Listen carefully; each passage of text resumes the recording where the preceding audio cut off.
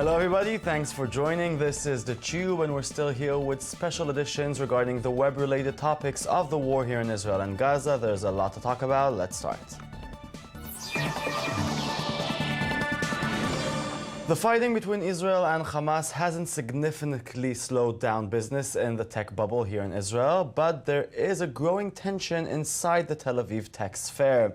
Now, Y Combinator founder Paul Graham is in hot water with Israeli startups over some tweets that suggested that he was skeptical of Israel's actions in Gaza, such as 1 of 5 killed in Gaza are children. Here he is with Mark Zuckerberg in More Peaceful Times. I know it's probably hard to remember what it was like way back in the beginnings of Facebook. But that's where these guys are, in the beginnings. So I'm going to ask you questions about the early years, right? Which also have the advantage that you don't have to worry about saying bad things as a public company, because we're just talking about ancient history, right? So I wonder if you remember when you sat down to write Facebook during that reading period, what was the first thing you wrote? Like when you had enough code to test something to see if it worked, what was it? What did you test? Yeah, seems like a nice guy. No? Well, Y Combinator is one of the largest and most important startup accelerators in the world and has helped companies like Airbnb and Dropbox achieve billion-dollar status. I will not support Y Combinator in Israel, wrote Roy Carthy, an Israeli venture capitalist and TechCrunch contributor, in response to Graham's tweets. I say make money, not war. And now, when the guns roar, the muses are silent. And if they're not silent, at least nowadays in Israel, someone will try to silence them. Prominent Israeli actors and comedians who spoke against the war in Gaza, such as beloved comedian Orna Banai, now on screen, popular singer Ninet Tayeb, singer-songwriter Rona Kainan, and many others have found themselves under vicious attacks from fellow Israelis.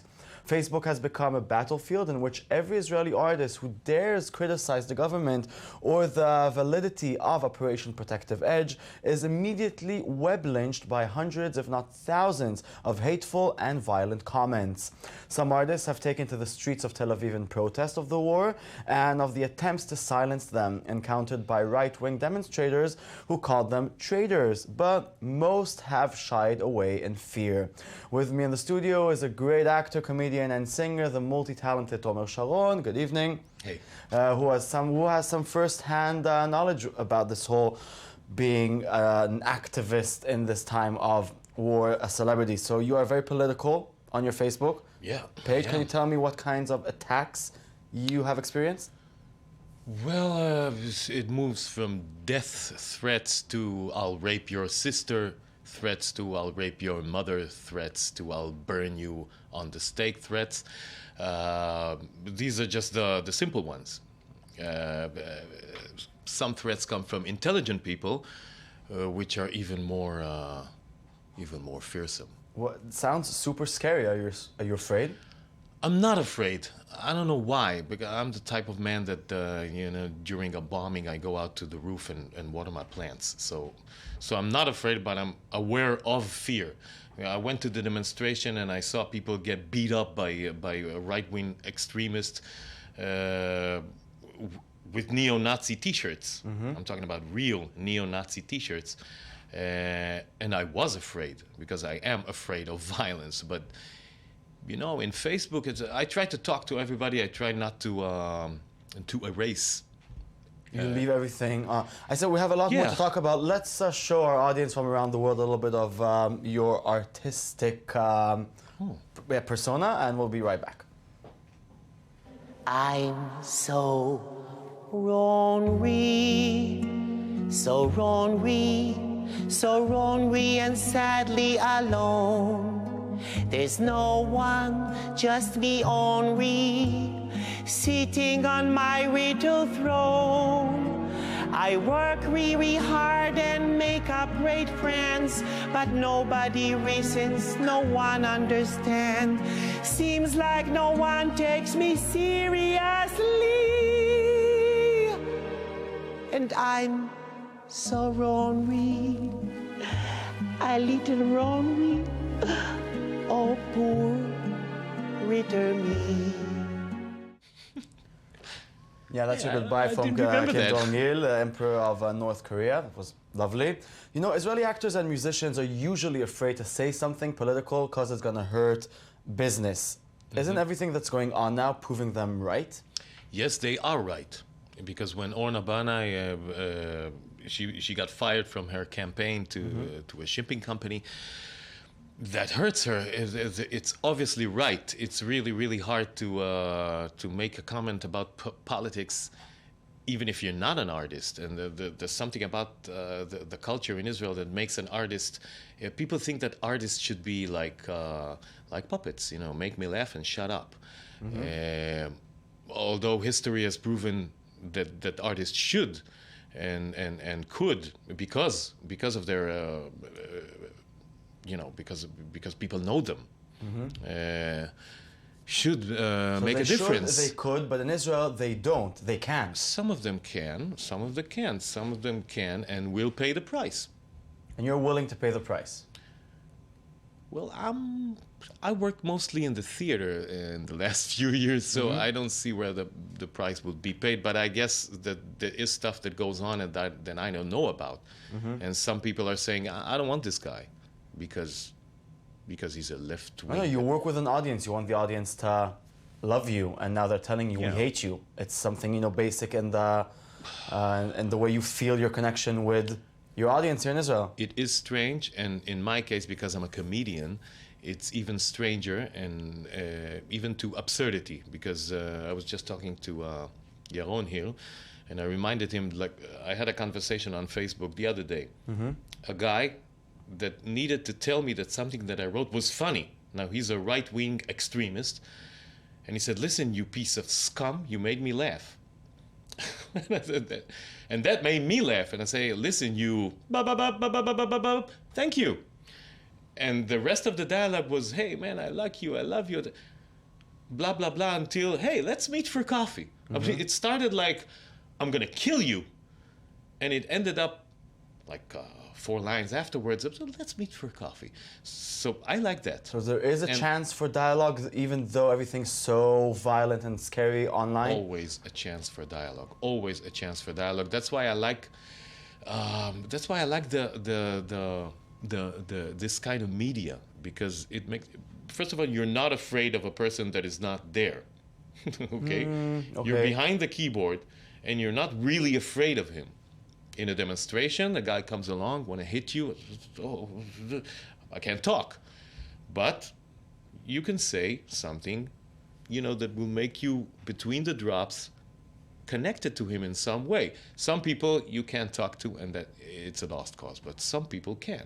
You know, some people say that in time of war, you shouldn't criticize the government or the army. If you have something to say, wait, it's time of war, the people should be united. Do you agree with that statement? I don't think that Israeli people is united. I think that Israeli people is completely divided in a most terrifying way. I think that what goes on here for the last 20 years, since the Rabin assassination, is actually a civil war. But it's in low energy. And now some demons that has nothing to do with the war came out.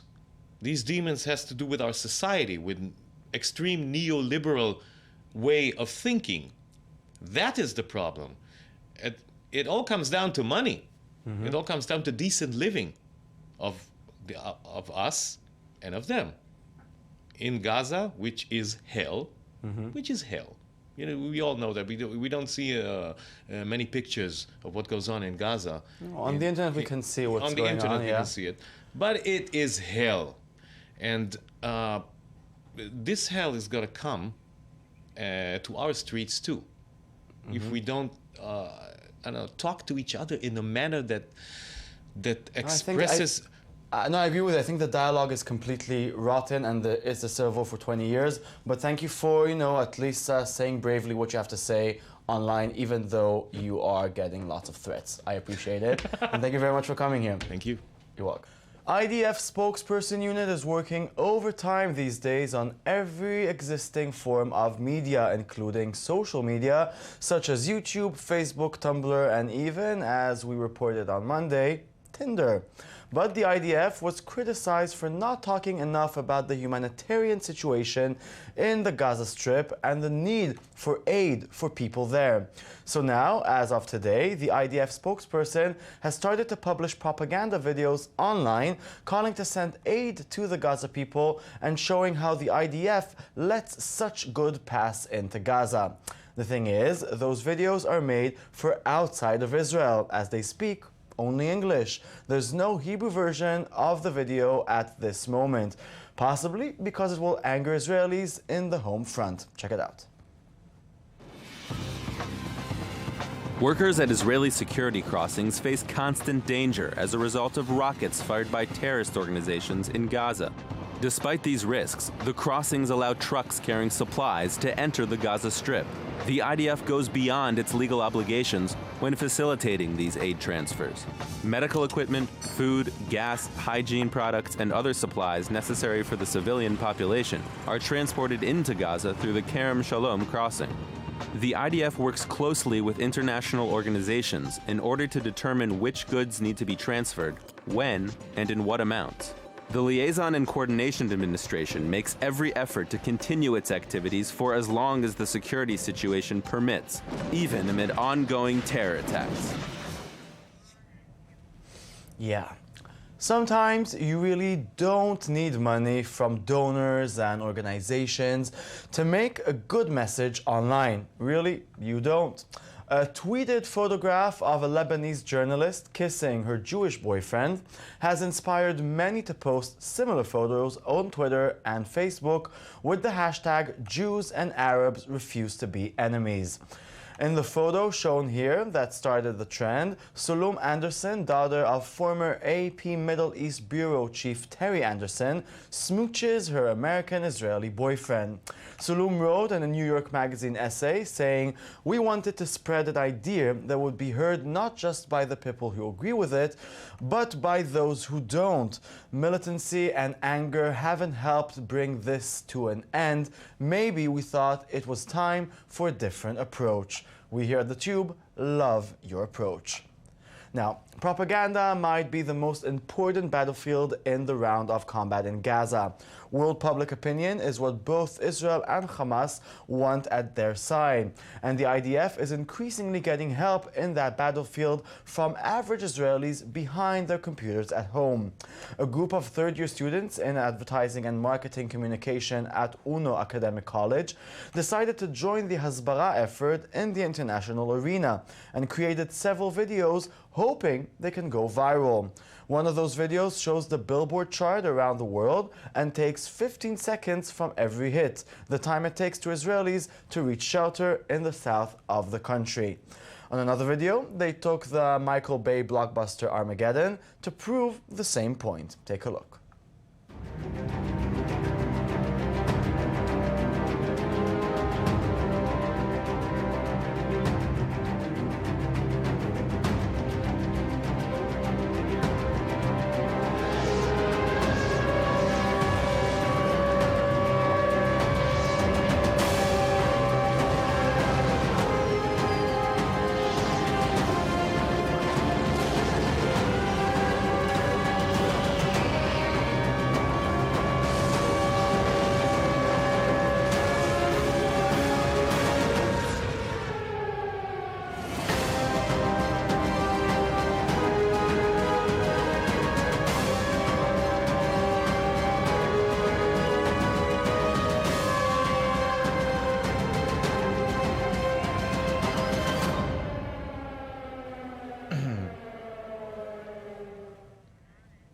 And now let's go to Paris to end today's show in a different atmosphere. To promote the new Assassin's Creed Unity game, Ubisoft made a very impressive promotional video and got some parkour actors to wear those ridiculous Creed outfits and, well, jump around the city. Jump around.